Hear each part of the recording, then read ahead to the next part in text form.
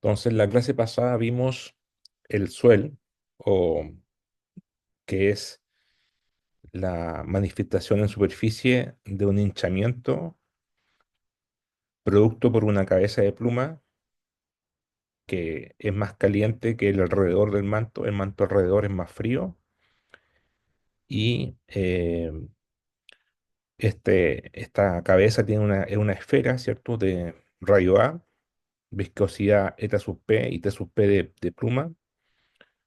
Tiene una cola de rayo R y la viscosidad del manto es distinta y la temperatura también T sub M.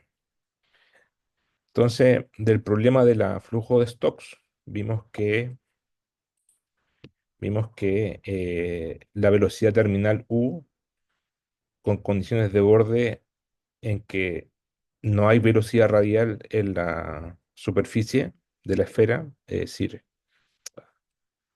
eso, velocidad radial igual cero, y no hay cisalle en la esfera, o sea, en el perímetro, en la superficie de la esfera, para que ésta pueda moverse y ascender. Entonces, la solución era esta, era U igual delta rho G a cuadrado, tres veces la viscosidad del fluido circundante. Entonces, en el contexto de la pluma, sería la densidad del manto, o sea, el delta rho, densidad del manto, densidad de la pluma, menos densidad de la pluma, por G por A cuadrado, tres veces la viscosidad del manto. Y escribimos después, porque decir un contraste de densidad es equivalente a decir un contraste de temperatura, y escribimos ρm menos rho sub p como alfa Tp menos Tm por ρm. Entonces reemplazamos eso en la ecuación de U aquí y nos quedaba de esta forma, con el alfa sub b. Entonces esta parte es lo mismo que decir ρm menos ρp, ρm menos ρp. Ya. Ahora después lo que vimos fue calcular el flujo volumétrico por segundo, por tiempo, en la cola. La cola tiene un rayo R y eso es la solución de la ecuación 34, que lo pueden ver en el flujo de Couette o en el flujo parabólico, ¿cierto? Porque se mueve como un flujo parabólico esta parte de la cola. Y el flujo ahí de la pluma es pi octavo, rho m menos rho p, g r a la cuarta. ¿Ya? Y bueno, eso viene de la solución radial, o sea, del flujo parabólico. Ahí está la parábola, se integra y el gradiente es G menos la diferencia de presión, de densidad, y nos queda este flujo volumétrico. Pero después lo que hicimos fue escribir el flujo de flotabilidad, que es el flujo volumétrico, ¿cierto? Si yo tomo el volumen por el contraste de densidad, tendría ahí la masa, ¿cierto? Una masa de flotabilidad, que es por el contraste de densidad, que es lo que permite que, digamos, en la masa, eh, el contraste de masa o el contraste de la masa que flota, ya está dada por el Q sub P, está acá, por el contraste de densidad. Ahí queda en unidades de kilos sobre segundo. Y si lo escribimos en expresión, en, ¿cómo se dice? En términos de, bueno, Q sub P, lo reemplazamos aquí y nos queda aquí en términos de temperatura y ρm alfa r a la cuarta. Ya, esta es la buoyancia o el buoyancy o el flujo de flotabilidad en kilos por segundo, masa por segundo. Ahora, el calor, Q sub H, es C sub P por T, temperatura por masa.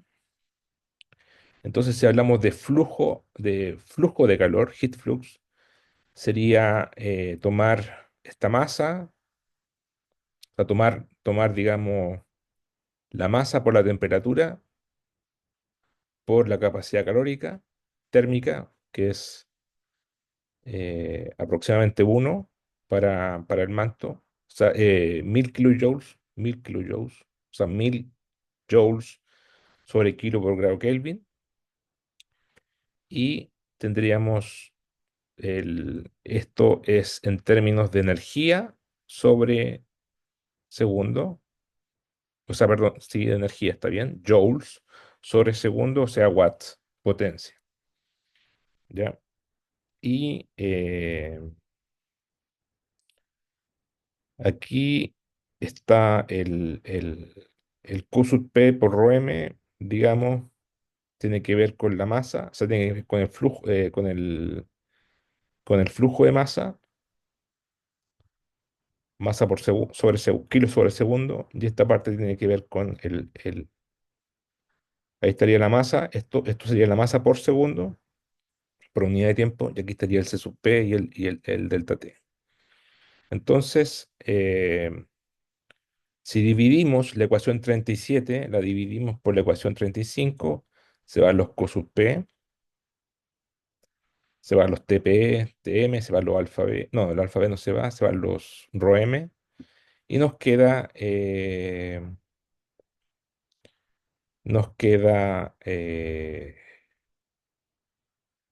finalmente, fíjense que este TP menos TM por rho M es como decir rho M menos rho P dividido por alfa. ¿Ya? ¿Por qué? Porque rho M menos rho P es TP por menos TM por rho M. Entonces, si ustedes dividen por alfa esto, es como el TP menos TM rho M. ¿Ya? Entonces, se puede ver así también.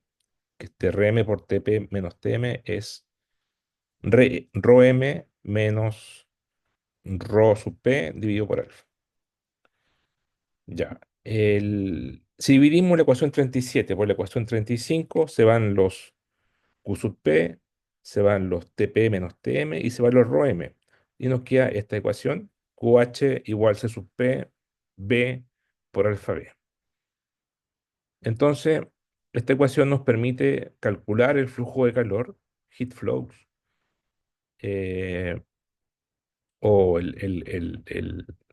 claro, el heat flux, ¿ya? El flujo de calor, pero en unidades de energía sobre tiempo. Simplemente bueno, C sub P y alfa B se conocen porque son propiedades conocidas de las rocas del manto. Y el B es lo que bastaría por conocer. Y la gracia es que B se puede conocer de forma independiente, ¿ya? Entonces, la ecuación 38 sirve para convertir el flujo de flotabilidad de una pluma a flujo de calor. La gracia es que B se puede estimar sin conocer propiedades termales, simplemente eh, por la batimetría. Ya vamos a ver cómo se hace eso. Y hay que tener en cuenta que en nuestro modelo el sistema está en equilibrio, ¿cierto? Es una cola coherente, o sea, una pluma con su cola coherente. Eso quiere decir que la velocidad media del flujo en la cola y de la cabeza de la pluma son iguales, U, o si no se desarmaría la pluma, ¿cierto? La cabeza con su cola se desarmaría. Y por lo tanto, también podemos decir que el flujo que atraviesa o sea, Q sub P es eso, pero al mismo tiempo también tiene que ser esto, pi r cuadrado por U. ¿Por qué? Porque esto es la sección transversal de la cola, ¿cierto? Esto es una sección de la cañería, pi r cuadrado, el área, por el U. Y el U es la velocidad que va entrando de la masa que se está moviendo. Entonces, pi r cuadrado por U tiene que ser igual a esto, a este Q sub P. ¿Ya? Em, bueno, el rayo de la pluma puede ser determinado una vez que conozcamos B. Si conocemos B, podemos despejar R, ¿cierto? Si conocemos B, podemos despejar R y podemos estimar el rayo de la cola. Porque ρm, alfa B y TP, TM se conocen de alguna forma, esta sub P también, pero los tamaños de las plumas es una cosa desconocida. Entonces, ¿cómo se estima B? Sin usar propiedades térmicas. Bueno, B dijimos que es el flujo de flotabilidad asociado a una pluma mantélica que puede ser determinado por la tasa de formación de un suelo. Recuerden que B está asociado al hinchamiento, ¿cierto? Se tiene aquí una cámara magmática que proviene de la pluma, ¿cierto? Y el suelo, como esto es más flotante que el manto que está alrededor, es menos denso, es más liviano, va a empujar hacia arriba, fuerza de empuje, y va a hinchar el fondo del mar y va a producir un suelo. ¿Ya? Eso es el suelo, que tiene generalmente una forma así, ¿cierto? Con una amplitud y una longitud de onda. Ese suelo, bueno, ese flujo de masa por segundo, el V, el buoyancy, ¿ya? Tiene que ser igual también a esto, tiene que ser igual al contraste de densidad del manto y del agua por A por B sub P. ¿Por qué? Bueno, ¿qué es lo que es A sub S? A sub S es la sección transversal afectada por el suelo, es decir, es el área que está acá, ¿ya? Entonces, esto tiene una forma, no sé, como una campana de Gauss, por ejemplo, y esto tiene un área, ¿ya? Ese es el área. Entonces, obviamente, este fue el área que se hinchó o que se levantó debido al hinchamiento, debido a la flotabilidad, a la buoyancy. Eso por un lado. ¿Por qué el contraste de densidad entre el manto y el agua? Porque aquí desplazamos agua por manto. O sea, si consideramos todo esto como una litósfera, bueno, aquí dice corteza, pero igual es válido, porque toda esta deformación sigue más abajo. Si desplazamos agua por manto, tendríamos este contraste de densidad. El área evidente que es producto de hinchamiento.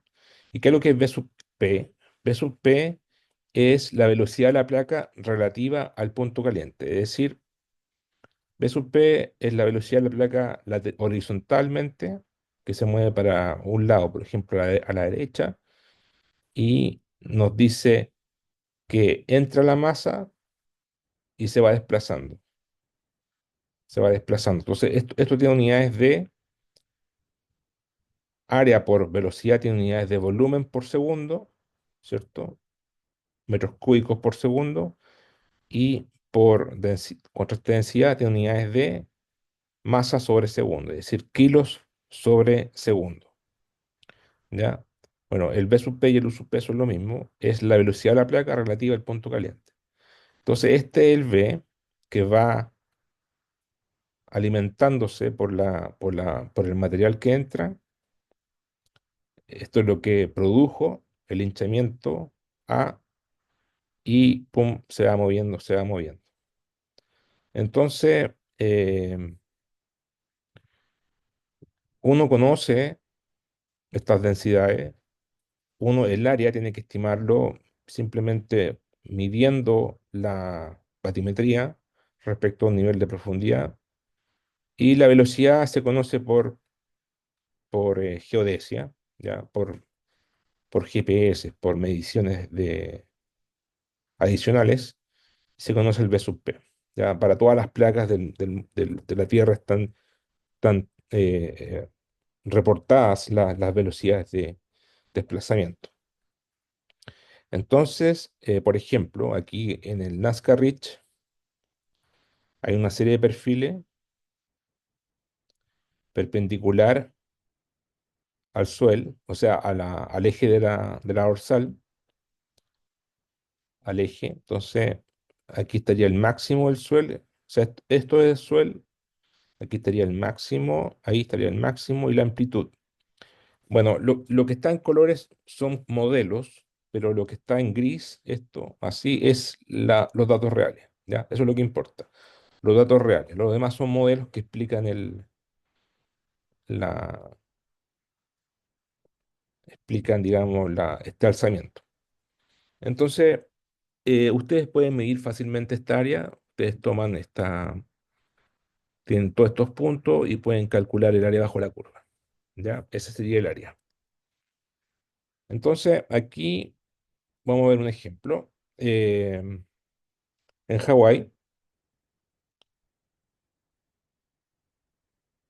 Hawái, la velocidad de desplazamiento de la placa Pacífico es de 90.000 metros por año y el área, el A sub S, o sea, el área bajo la curva es 1,13 kilómetros cuadrados. La densidad entre el manto y el agua es 2.300, lo cual nos da un B de 7,4 por 10 elevado a 3, o sea, claro, 7,4 por 10 elevado a 3 kilos por segundo. ¿Ya? Eso nosotros lo ponemos aquí. Bueno, en realidad lo ponemos aquí y podemos despejar R para saber el tamaño de la cola de la pluma. Bueno, aquí está el valor del manto. Yo le dije que era 1, bueno, 1,25 en ese rango, 1,25 kilojoules sobre kilogrado Kelvin. El alfa sub B, el coeficiente de expansión volumétrica del manto es eso, 3 por 10 elevado a menos 5 grados Kelvin a la menos 1. Y si usted lo reemplaza en la ecuación 38, todos estos valores, aquí, conocemos, eh,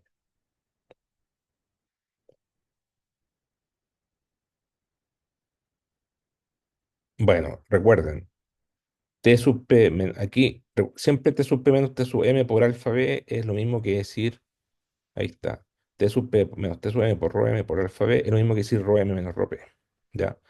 Entonces, si yo conozco rho M menos rho P, conozco esta expresión. Entonces, de aquí despejo el R, porque conozco B. Recuerden que para Hawái era 7,4 por 10 elevado a 3. Y nos da, bueno, también podemos calcular el flujo de calor, el Q sub H, directamente desde aquí. Si conozco B, multiplico por CP y divido por alfa B, y nos da que el flujo de calor en Hawái, en términos energéticos, ya es total, el flujo de calor total. Este es un QH, esto es un Q grande. El flujo de calor que medimos que se habla generalmente se refiere al Q chico, que corresponde a energías también, a watts, pero por metros cuadrados, ¿ya? Por unidad de área. Pues son, digamos, un flujo de una dirección. En este caso estamos hablando del flujo total de Hawái, y pues eso es Q grande, y nos da un valor altísimo de 3 por 10 a la 11 watts, ¿ya? Sin embargo, este valor es altísimo para una planta energética, ¿cierto? Pero para el mundo, o sea, para todo el flujo de calor total de la Tierra, es apenas el 1% del calor global, ¿ya? Bueno, finalmente usando la ecuación 36, podemos despejar R, que es el rayo de la cola de la pluma. Y ese R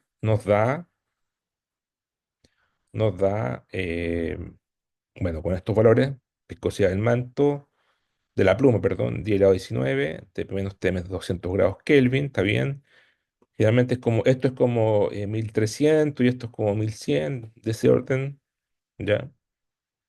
G, rho m, densidad del manto, y este valor se obtiene un radio de 84 kilómetros. Ese es el resultado interesante. Y es un radio. O sea, tiene un diámetro de casi 200 kilómetros. Y bueno, según el libro, el Turcotten Schubert dice que ese radio, como está tan profundo, la cola está bien profunda, eh, no sería tan fácil medirlo con sismología. O sea, con datos sismológicos de fuente natural, uno debiese encontrar una zona de baja velocidad asociada a la cola, porque está más caliente, y según ese radio es un poco chica para poder ser detectada. Pero bueno, el libro se escribió el año 2002. Habría que preguntarle a un sismólogo si ahora con la tecnología actual se podría detectar con un diámetro de 200 kilómetros. Si fuera somero sería trivial, pero como está tan profundo, queda la pregunta abierta. Bueno, pero eso es lo que nos da un rayo de 84 kilómetros para la cola. Y podemos hacer el mismo ejercicio para cualquier zona de subducción, o sea, para cualquier suel. Acá hay una lista de suels en varios lugares del mundo, están en el libro, y están en unidades de 10 elevado a 3 kilos por segundo. En, a ver, las más famosas que conozco yo son Azores, en España, Bermuda, Islas Canarias, Cabo Verde, eh, Isla de Pascua, Isla Galápagos, Great Meteor Seamount, Hawái, Islandia, Juan Fernández, Meteor, Samoa, etcétera. La Reunión, Yellowstone. Y bueno, veamos los más grandes. Los más grandes son Hawái, 7,4, y Tahití, y eso sería. Pero esto es según el libro. Habría que yo hice mi propio cálculo con Nazca Rich, ¿ya? O sea, yo tomé, de hecho voy a mostrar una diapositiva mejor, que está la dorsal de Nazca. Juan Fernández chico, ¿ya?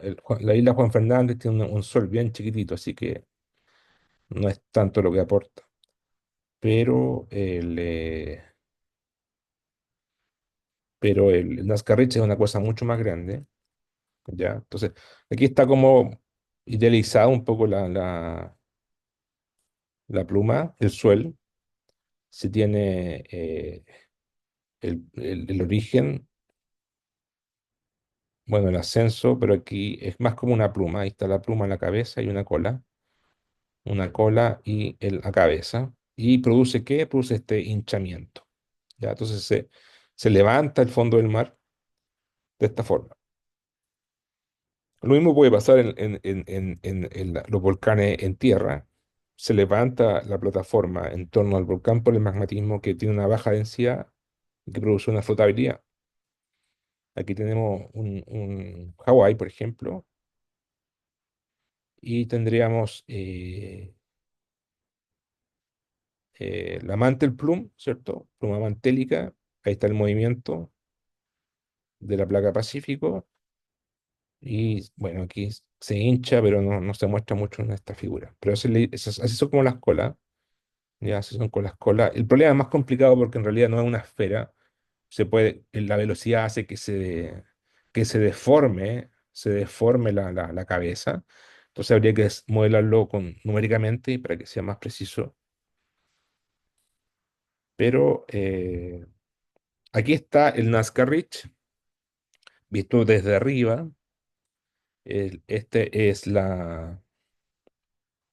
Aquí está la fosa, está alrededor de la placa de Nazca, y este sería el alzamiento de la dorsal de Nazca. Ya esto se alzó, y esto es el fondo del mar circundante, y a esto me refiero. Me refiero a esta dorsal, la dorsal de Nazca en Perú, que tiene todo este ancho y este el alzamiento, y que se ve así, con exageración vertical, obviamente. la parte levantada del suelo y el fondo del mar normal. Bueno, la dorsal de Nazca tiene una corteza anómalamente gruesa, de entre 3 kilómetros a 20 kilómetros de espesor, o sea, tiene, perdón, entre 20 menos 3, 17 kilómetros de espesor. Recuerden que la corteza normal tiene un espesor de 7 kilómetros, entonces esto es muy grueso y como la densidad de la corteza es menor que la densidad del manto, produce una flotabilidad importante y por eso se levanta y produce este suelo. Y eso es lo mismo, pero con datos de gravedad. Gravedad, aquí está la corteza bien gruesa. Bueno, aquí está el cálculo del suelo.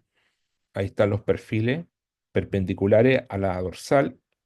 Entonces nos permiten calcular el área, ¿ya? El área de de la sección transversal.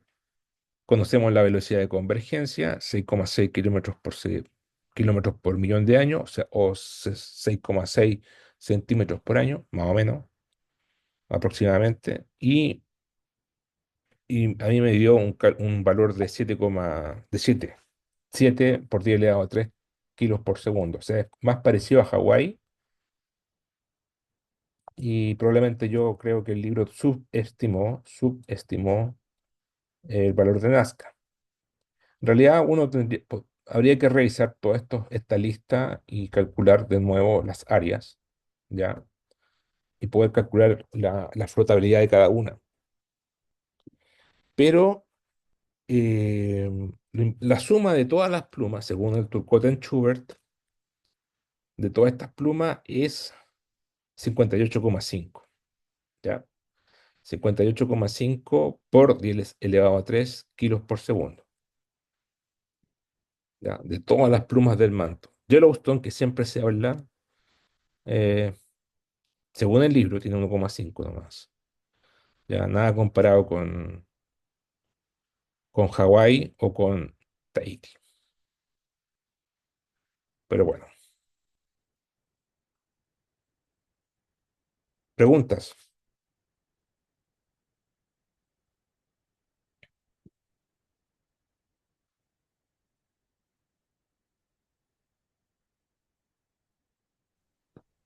No tengo ninguna por ahora.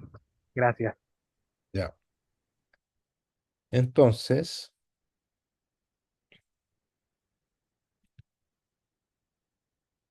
bueno, de la ecuación 35, es decir, esta ecuación, esa, eh, sirve para convertir el flujo de flotabilidad de una pluma al flujo de calor. ¿Ya? Va, eso ya lo dijimos, perdón. Eh,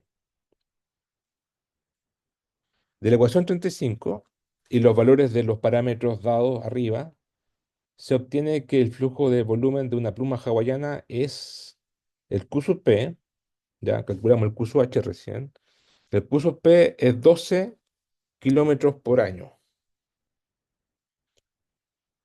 Es de interés comparar este flujo de volumen con el flujo de volumen del basalto, Q sub B, necesario para crear las islas de Hawái y la cadena de montañas submarinas. Es decir, hay propiedades, o sea, hay mediciones alternativas de, de, de lo geoquímico y no, por las mediciones de basalto de las lavas, se estima que ese Q sub B para la creación de la isla hawaiana es de 0,1 kilómetros por año. Sí, hay una discrepancia entre el Q sub P de este modelo y el flujo de volumen del basalto, por lo que fue necesario fundir solo alrededor del 1% del flujo de la pluma para generar la isla. Es decir, probablemente de todo el flujo que calculamos ahora, que era el flujo de la pluma original, lo que midieron los geoquímicos del basalto solamente es una fracción, bueno, según esto, apenas menos del 1%, que se expresa en basalto. ¿Ya? Las otras cosas se expresan más profunda, plutonismo, ¿cierto? Material intrusivo, underplating que queda por debajo. Entonces, por eso se podría explicar esa discrepancia o esa diferencia. También podemos estimar la velocidad U, ¿cierto? Con Q sub P igual pi U R cuadrado. Como Q, P vale eh, 12 kilómetros por kilómetros cúbicos por año y el R valía 84 kilómetros. Podemos despejar el UA y nos da una velocidad de 0,54 metros por año. ¿Ya? Bueno, eso es según el modelo. El flujo de flotabilidad total, el V de todo el mundo que sumamos aquí, de todas las plumas, era 58,5. Ya, 58,5 por 10 elevado a 3 kilos por segundo. Si tomamos C sub P y alfa B, eh, 1,25 para el manto y 3 por 10 elevado a menos 5 para el manto también, ocupamos la ecuación 38, es decir, la que relaciona B con Q sub H, nos da que el Q sub H mundial, global, es 0,244 por 10 elevado a 13 watts. Ahora, eso es el flujo de calor total de todas las plumas, ya, de todas las plumas hotspot del mundo. Y esto representa el 5,5% del flujo global total. El flujo total de la Tierra es 4,43 por 10 elevado a 13 watts. ¿Ya? Y aquí obviamente hay una diferencia, porque si el 5,5 hay que explicar el otro 95%, el otro 94,5%. Y bueno, obviamente esa diferencia también viene de los centros de expansión, que también emiten calor, centro de expansión, arcovolcanismo, o sea, volcanismo intraplaca o de la zona de subducción, ¿cierto? Los arcos, magmatismo, como en Chile, y todos los que hay en el mundo, entonces eso también contribuyen al calor, y en realidad cualquier fuente térmica que sea capaz de penetrar la litosfera y llegar a emitir calor, ¿ya? Bueno, vimos que el calentamiento basal de la litosfera oceánica y continental es Q sub M 1,50. En realidad eso lo vamos a ver en el curso de geodinámica, en el capítulo de calor. Y, y vimos que la fuente de la litosfera oceánica y continental es 1,58 por 10 elevado a 13. ¿Ya?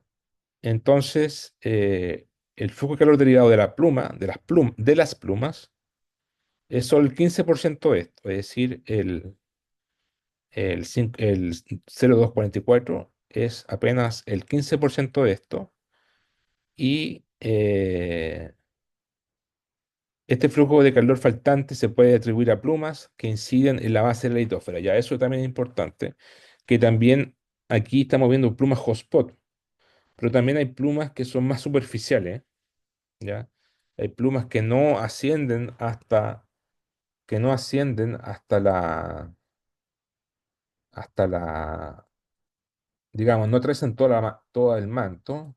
Ya, eso lo vimos en el capítulo de convección, pero lo podemos mostrar. Convección vimos lo siguiente. Vimos que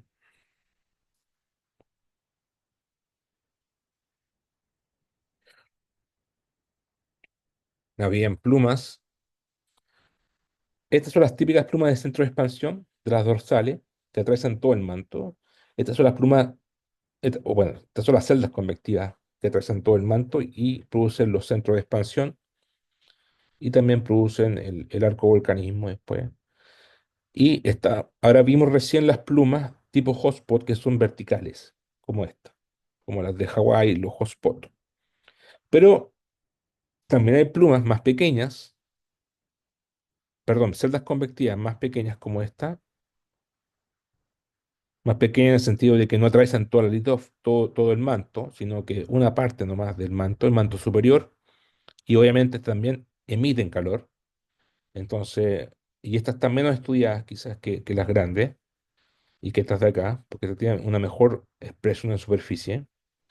Entonces, estas hay que sumarlas también para poder explicar esa diferencia que vimos recién de los 15% que resta. Ya, o sea, en realidad, o sea, al parecer, las celdas pequeñas como estas son más abundantes que la otra. Estas son mucho más abundantes y son más difíciles de encontrar porque no tienen expresión en superficie, pero dado que del manto, perdón, las plumas hotspot solo representan el 15%, entonces hay una gran diferencia que explicar. Y ese calor faltante se puede atribuir a las plumas que inciden en la base de la litosfera, pero son demasiado pequeños para tener una expresión superficial. Ya, eso es lo que estaba diciendo. Entonces, pero pueden ser mucho más de lo que creemos y son estas celdas convectivas someras. Ya, son someras, relativamente someras, que no atraviesan, no atraviesan todo el manto como esta, pero esta obviamente aportan mucho calor. Ya,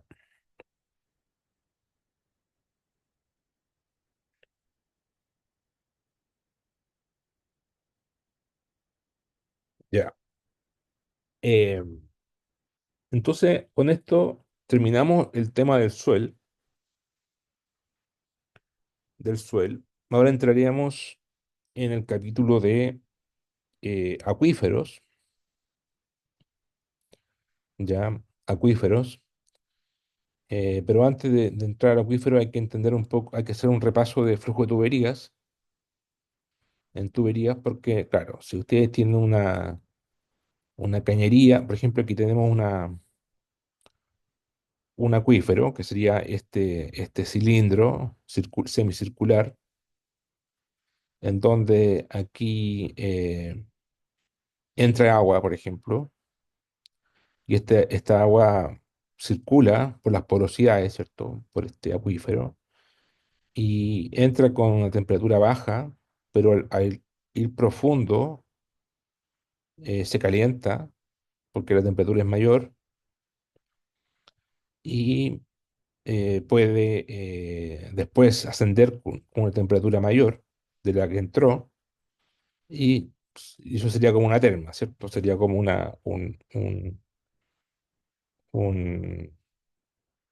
un sistema hidrotermal, ¿ya?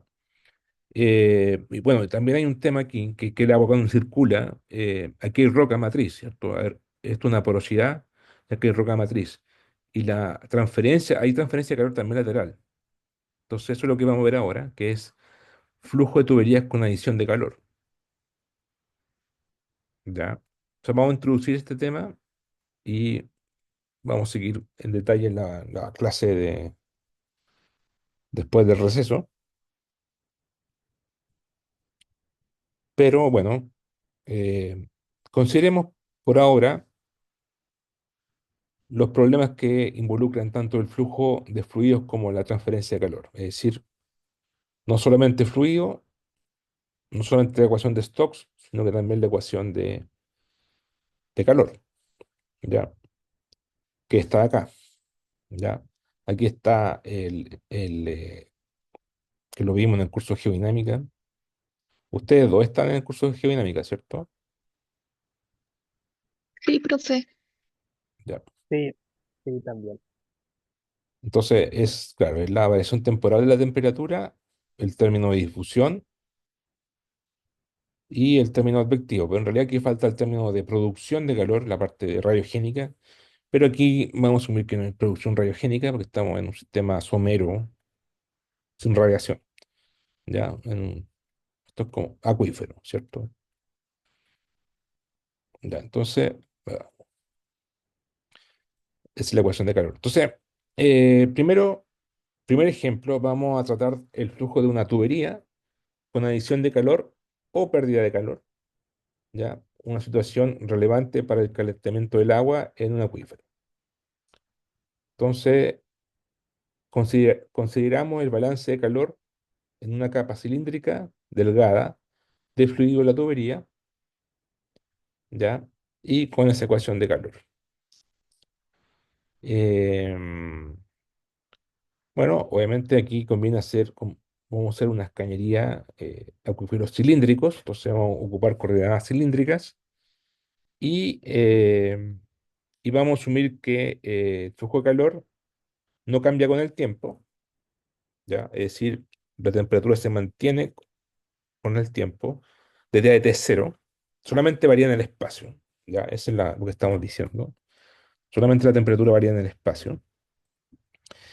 Y vamos a asumir una conducción de calor axial. Y además, si consideramos que la conducción de calor axial no es importante en comparación con la advección de calor, entonces la segunda derivada bueno, en realidad es la difusión, ¿ya? Aquí es, si consideramos que la difusión de calor, eso es lo que estamos diciendo, difusión de calor no es importante en comparación con la advección de calor, entonces podemos despreciar las segundas derivadas de z, ¿ya? Porque aquí la velocidad es radial, ¿ya? Ustedes ven aquí en un acuífero cilíndrico, la velocidad es radial, ¿cierto? Entonces podemos despreciar el, la advección, perdón, la difusión vertical, ¿ya? Difusión vertical. Y entonces aquí vamos a ocupar la ecuación de calor en coordenadas eh, cilíndricas. Entonces aquí tenemos equilibrio termal, aquí tenemos el laplaciano de la temperatura y la componente vertical. Entonces esto es en z, esto es en catongo. Y recuerden que Bz depende del radio solamente. O sea, la velocidad z estamos en coordenada cilíndrica, entonces depende de r. Ups. Y tenemos esta ecuación.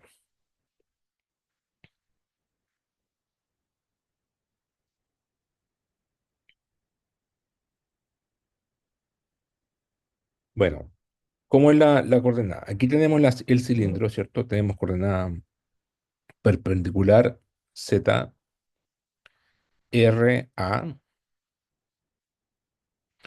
Claro, el z aquí debiese ser perpendicular a la pantalla, en el caso de una geometría como esta, ¿ya?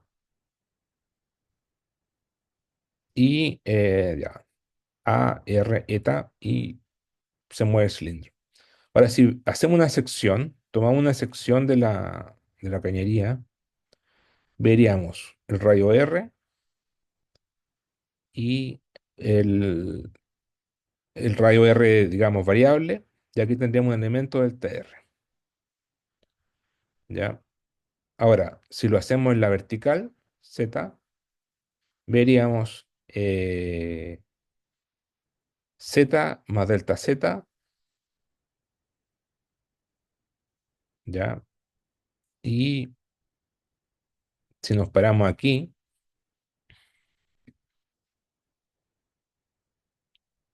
veríamos el flujo de calor ascendiendo radialmente, QDR, QDR a QDR más delta R, en este elemento delta R, ¿ya? Y el movimiento, bueno, esto está en X aquí, sería, entra la densidad, o sea, la masa por UT de X y sale roce de X más delta X. A ver, eso, lo importante aquí es que el Z varía así, ¿cierto? Entonces son las paredes, ¿ya? Eso es el Z. Entonces aquí está como oblicuo, en realidad, está como yo me paro acá, tengo una variación de Z y el de R es en esta dirección, ¿ya? Entonces, tenemos esta ecuación y el flujo es radial, el flujo de calor, porque va el flujo se mueve por dentro de la cañería, entonces va a haber una transferencia de calor hacia las paredes, ¿ya? Entonces hay una variación de flujo radialmente, es el QDR a QDR más delta R, ¿ya? Entonces, podemos decir que el flujo de calor radial es QDR menos K por DT ADR, ¿ya? Y la velocidad radial es cero. Bueno, aquí estamos con una cañería vertical, entonces el BZ no es cero, pero depende de R, ¿cierto? Va a haber mayor velocidad, ustedes saben, flujo parabólico, va a haber mayor velocidad en el medio y menor velocidad en los costados. Y BZ no es cero, pero la componente radial de la velocidad sí es cero, ¿ya? En eso estamos de acuerdo. BR de cero es cero, porque el flujo va para arriba y no tiene componente radial, ¿ya? Entonces, eso es con respecto a esta ecuación de acá. Y bueno, ustedes saben que la difusividad térmica es K dividido por ρ dividido por C sub P, de unidad de metros cuadrados por segundo, y representa cuánto calor se difunde cada un tiempo, cuánta área difunde. Entonces, de aquí, de aquí, el de TDR, bueno, ahí está. Aquí expandimos la derivada con respecto a R. Ahí está. Esto, o sea, derivamos con respecto a R, 1 de T de R dividido por 1 sobre R más segunda derivada de T a d R. Y ahí está la segunda derivada, y ahí está el de T de R, 1 dividido por R. Y acá, el de T de Z, lo escribimos así, BZ rho CP de T a de Z. Bueno, eso simplemente viene del kappa. Ya, esto lo pasamos para la izquierda del kappa, y como kappa es K por rho sub P, bueno, queda BZ por rho sub P, y el K nos queda acá a la derecha, y el rho sub P de aquí nos queda a la izquierda. Ya, entonces esta ecuación es simplemente de aquí viene, y tomando que, bueno, aquí simplemente derivamos, ¿no? Ya, derivamos esta expresión, operamos la derivada. Ahora, la temperatura, ya, es una temperatura radial que probablemente es más caliente en el medio y se va enfriando hacia la pared, pero también la temperatura varía en la vertical. Entonces, en realidad la temperatura varía en dos dimensiones, varía en R y en Z. Entonces, podemos decir que la parte de de la axial, es decir, en la tubería misma, en la pared, aquí por eso se llama TW, en las paredes, de wall, ¿ya? El Z es lineal, o sea, varía según linealmente para arriba y para abajo, ¿ya? Significa ese es el supuesto. Asumimos una relación lineal para la temperatura axial en el muro de la tubería, C1Z más C2. Probablemente mientras más profundo, más caliente y más frío arriba va a ser más baja la temperatura.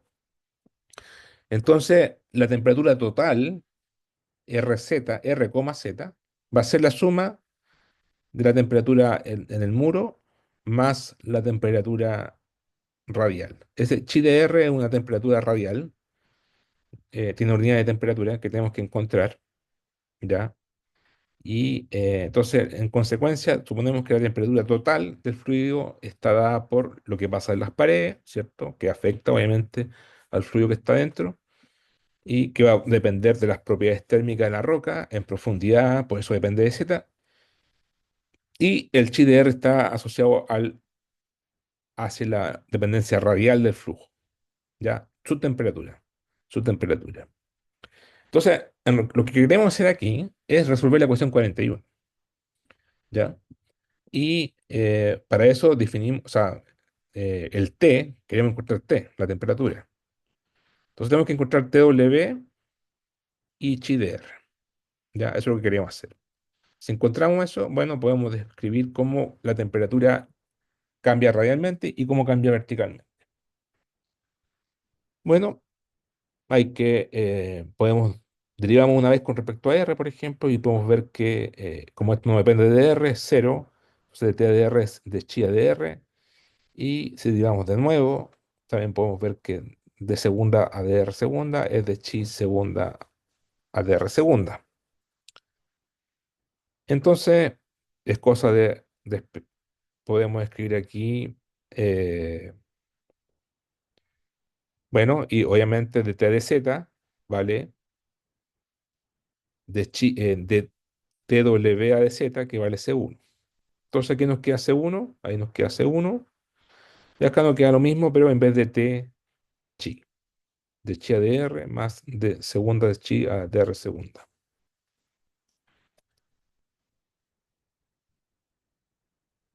Ahora vamos a recordar la solución, porque esto ya lo resolvimos, la velocidad radial, ¿cierto? El problema parabólico lo resolvimos en el capítulo de flujos canónicos y vimos que vale esto, vale 1/4 eta de p de z r cuadrado menos r cuadrado, que es lo mismo que esto, que es donde bz barra es la velocidad máxima dividido por 2. Eso se cumple para un flujo laminar y el flujo máximo ocurre en el medio y es el flujo máximo dividido por 2.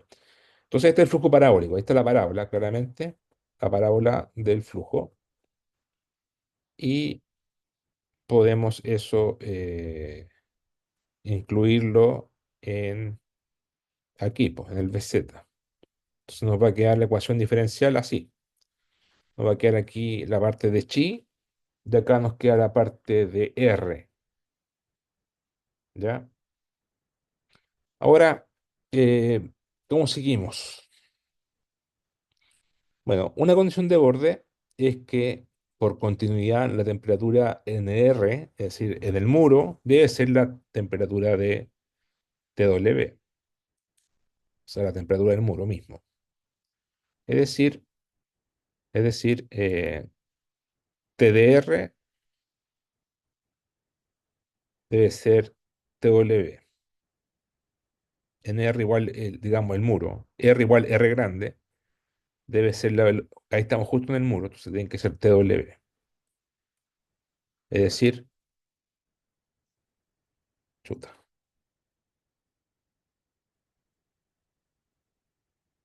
Es decir esto. TNR igual R, TW. Y en, en el centro, en el eje, el flujo de calor es cero, porque de ahí parte el flujo de calor. Entonces, es cero porque no hay ninguna fuente porque de ahí parte, esa es la misma fuente. Entonces, no hay, mm, es cero el flujo de calor. Flujo de calor es cuando llega algo de alguna parte. Entonces, de ahí parte, entonces el flujo de calor ahí es cero. No hay fuente de flujo de calor en el eje de la tubería. ¿Ya? Entonces, aquí tenemos esta condición de borde y esta otra. Y si decimos que T de R en R es TW, claramente de la ecuación de acá, significa que chi de R es cero. ¿Ya? De modo de que T en R igual R grande sea TW. Es una cosa. O sea, chi de R en R vale cero. Y bueno, y el QDR es cosa de tomar el T, derivo una vez, y me va a quedar aquí de TDR, de chi a DR, ¿cierto? Es lo mismo, de T a DR y de chi a DR, y eso es cero, ¿ya? Entonces, estamos diciendo, esto es n igual cero, ¿ah? Que de chi a DR n igual cero es cero, es la condición de orden. Bueno, si ustedes resuelven esta ecuación diferencial, van a encontrar esto, ¿ya? Como serie de potencia.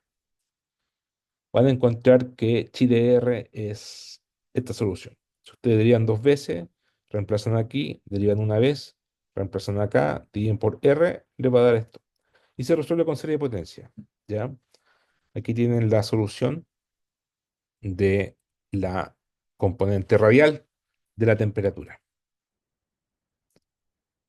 Y si conocen chi de R, conocen Q, porque dividen con respecto a R y multiplican por menos K, evalúan en R, por ejemplo, y ahí pueden calcular el flujo de calor en W y les va a dar esta cantidad, menos ρ C sub P por BZ promedio C1 R medio. Bueno, eso viene de esta solución. Ustedes dirían con respecto a R, evalúan en R igual R, R grande, y le va a dar el Q sub W. Ahora, también se puede tomar como definir la variable T promedio, ¿ya?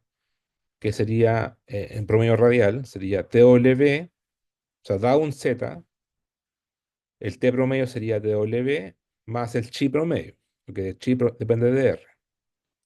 Entonces, chi promedio sería T promedio menos TW, y podemos definir el calor, el flujo de calor en el muro de esta forma,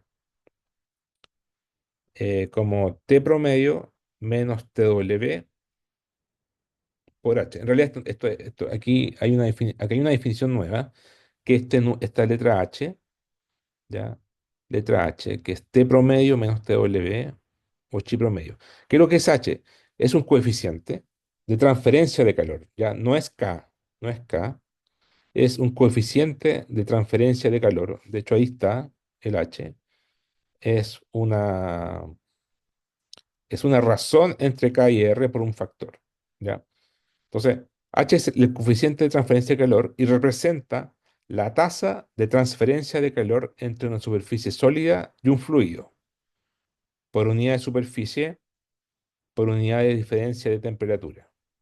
O sea, yo tengo un fluido, un líquido, un fluido caliente, y alrededor tengo un sólido, una roca, por ejemplo, o un vaso, y hay una transferencia de calor del fluido hacia el sólido, ¿ya? Y ese es el H, que se llama coeficiente de transferencia de calor. Y, y se puede medir como el flujo de calor, o sea, se asocia al flujo de calor.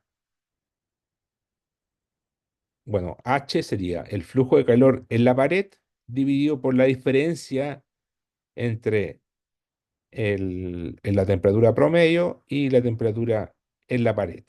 ¿Ya? Tiene sentido. Es como la transferencia de calor desde el fluido hacia la pared, ¿ya? Hacia la pared sólida. Por ejemplo, una taza caliente de café. ¿Ya? Ahí tendríamos lo que se entra en el vidrio de la taza. Y bueno, tiene unidades de watt sobre metro cuadrado por grado Kelvin, ¿cierto? Porque es como watt sobre metro cuadrado dividido por temperatura grado Kelvin. Y se puede encontrar al calcular chi promedio. Bueno, chi promedio sería la integral de la velocidad, digamos, sería la integral en todos los radios, ¿cierto? De el elemento de largo, 2πr, de la velocidad, ponderado por la velocidad, chi de r por dr, dividido por la velocidad promedio, por pi por r cuadrado, que sería como y la velocidad promedio, vertical, ¿ya? Entonces está ponderado por la velocidad y así se calcula el chi promedio, ya que está asociado al fluido que está en movimiento, por eso la velocidad aparece ahí. Y bueno, esto se integra fácilmente y nos da, porque el chi de R lo conoce, el chi de R acá está, lo integramos y nos da esta expresión, ¿ya? Y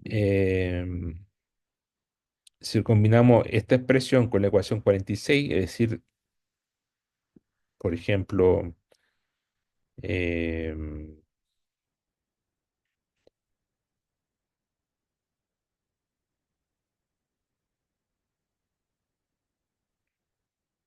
en realidad esta ecuación, ¿ya?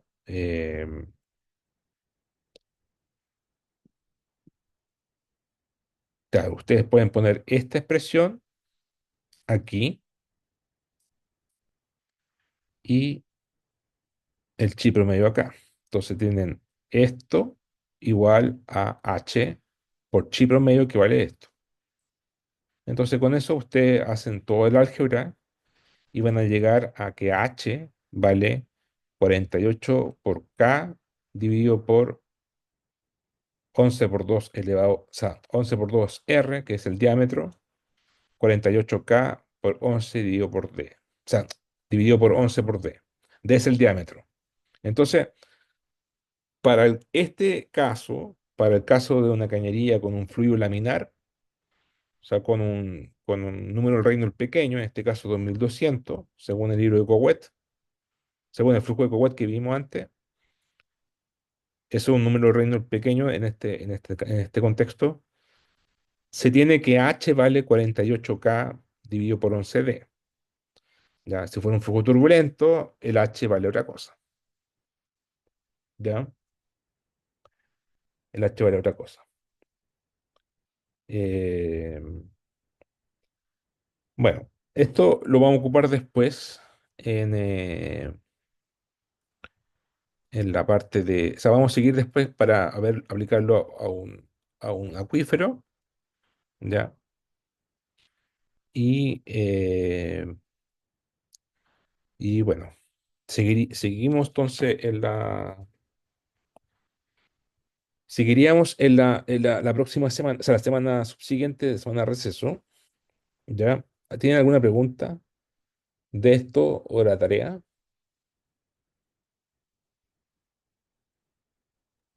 Por mi parte, ninguna, profe. Ya. Bueno, ya les voy a dar una noticia buena. O sea, no sé si es buena, pero eh, se lo perdieron los que no están. No, pero igual lo van a ver después en video, ustedes le van a contar. Bueno, en la tarea eh, hay bueno, ustedes van a la tarea,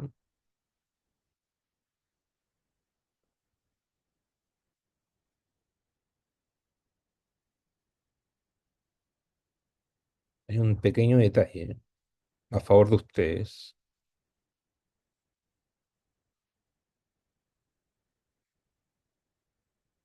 que fue error mío, pero no sé si es un error, pero bueno, aquí usted, no sé si la leyeron, pero tienen que calcular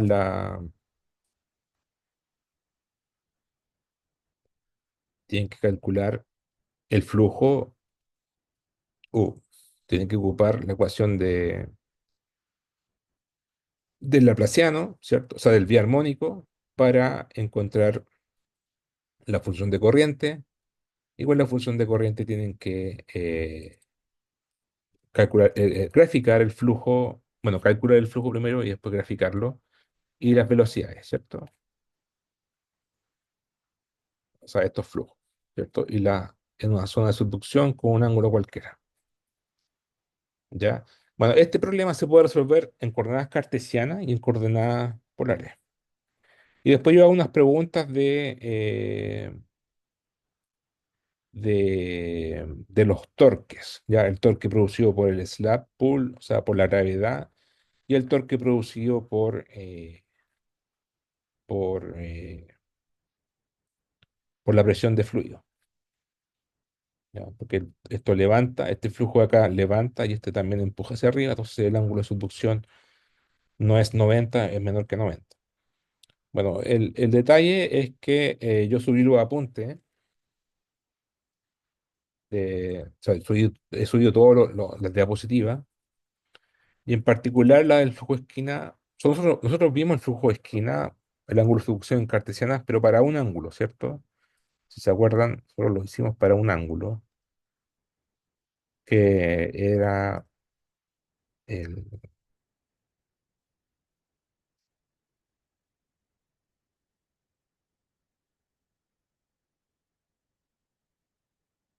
que era el ángulo 45 que hicimos en clase, en cartesianas, ¿ya? Y fue este problema.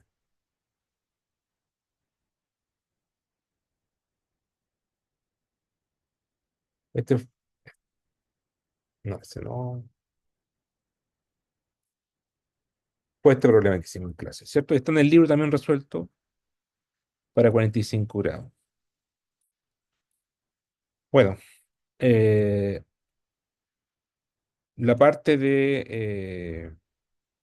en el mismo apunte, yo no lo hice en clase, pero en el mismo apunte, en la misma diapositiva, está hecho en polares.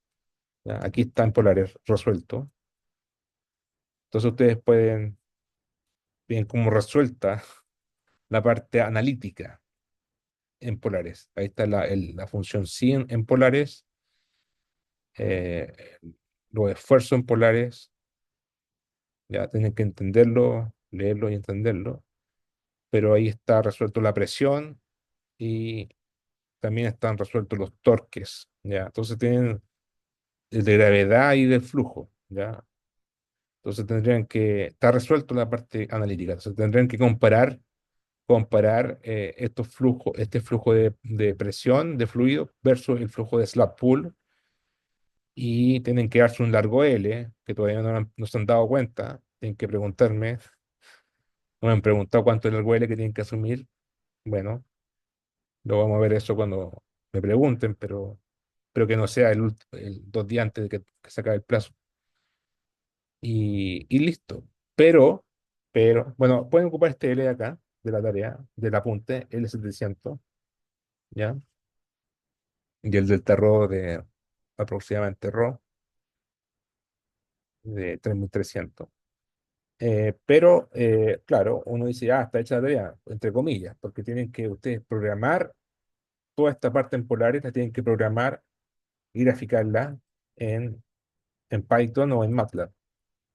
¿Ya? Entonces, igual hay un trabajo ahí de computacional que no está hecho. ¿Ya? Entonces, tienen que llegar a un resultado como, o sea, primero que nada tienen que transformar también las coordenadas cartesianas perdón, polares a cartesianas para poder graficarlas en Python o en MATLAB, a menos que se pueda hacer directo con con las polares. Se puede quizás. Eso ya es creatividad de ustedes, computacionalmente hablando, y tienen que llegar a cosas como esta, ¿ya? Entonces, claro, esto es la parte de, del flujo, la línea de contorno, y bueno, ustedes tienen que hacer un informe también de cómo lo hicieron, y tienen que calcular también, programar las presiones, ¿ya? Pueden ocupar lo que está en el apunte, que están polares. Entonces, la tarea se convierte más en algo computacional que en algo analítico, ¿ya? Entonces, eso es lo que quería contarles, pues, que tienen un poco de ventaja con la parte de la solución analítica de la tarea. ¿Se entendió lo que quise decir o no? Sí, profe. Entonces el L que hay que usar es el que está en el apunte. Claro, ahí está la solución en polares. También pueden hacerlo en cartesiana, ¿ya? Pero es más engorroso. Y si lo hacen en polares, tienen que después graficar las polares en, en X y Z, ¿cierto? Así.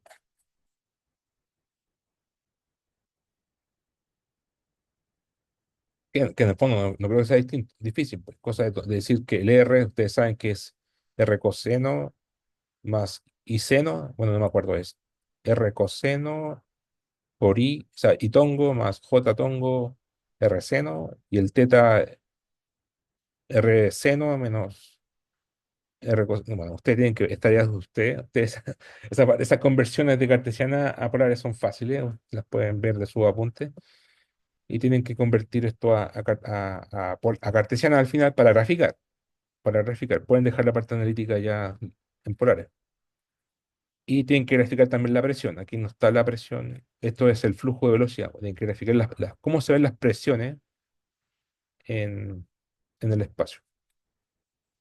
¿Ya? Así que no dejé la tarea el último día porque es trabajo computacional. No es trabajo tanto, es harto trabajo de programación, y no hay que ser un genio para resolverlo, pero hay que ser eh, digamos, ordenado y con disciplina para, por los tiempos, más que nada por los tiempos. ¿Ya? ¿Otra pregunta?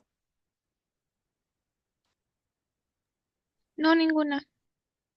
Ya, pues.